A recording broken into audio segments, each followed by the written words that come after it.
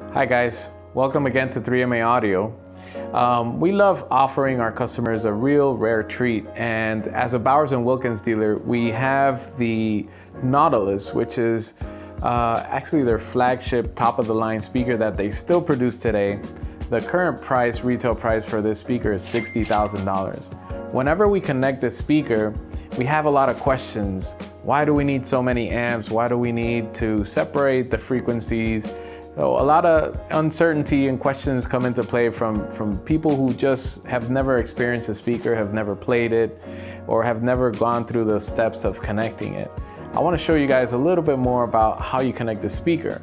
But before we do that, I want to show you the technology that went into the development of this speaker. Bowers & Wilkins developed this speaker in the 1990s, so it actually launched in 1990s, and the technology is still relevant today. So they use a lot of tapered tubes for each of the drivers. And the reason they use that is to minimize any influence from the cabinet. So what they were intending on doing is making sure that the speaker sounded like if it was floating in air, like if it wasn't even held by any type of cabinet. And the drivers are mounted to some tapered tubes, which when the driver is vibrating, you have sound waves going forward of the driver, and you also have sound waves going to the back.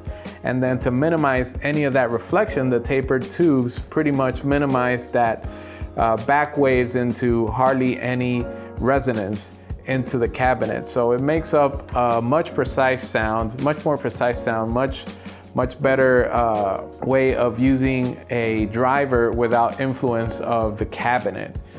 So this technology is still relevant today, and the speaker sounds just as good. It can compete with any of the newer technology speakers that are out there. It sounds really nice, has great bottom end and great detail. The speaker is a four-way speaker. So your traditional speaker from Bowers & Wilkins, so their 800 series line or their 700 series line, they'll have a passive crossover inside of them. This speaker is different because it doesn't have a crossover inside of it. Every single driver, if you plug it in directly to an amplifier, is gonna play full range, including the tweeter. So what they did was they have external crossovers, and you'll see the external crossovers on the video, and I'm gonna talk a little bit more about those external crossovers. Now that we talked about the speaker crossovers, let me show you the pair of active crossovers that the speakers come with. Now, we're looking at the back of one of the crossovers so we can explain or further explain how you can connect these speakers. So let's look into how the connection actually happens. So on this side, we have the line input. So the output from the preamp is gonna connect to this section either on a single-ended side or on a balanced side. So you could use either one. This would be the crossover for the left speaker.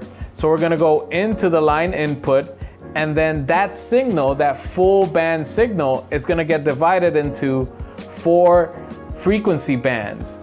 And each of these frequency bands is gonna go to one of the channels of the amplifier that you're gonna use to connect to the speaker.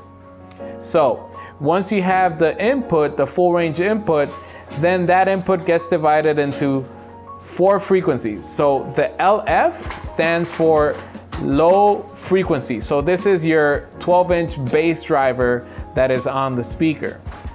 The LMF is the lowered mid frequency.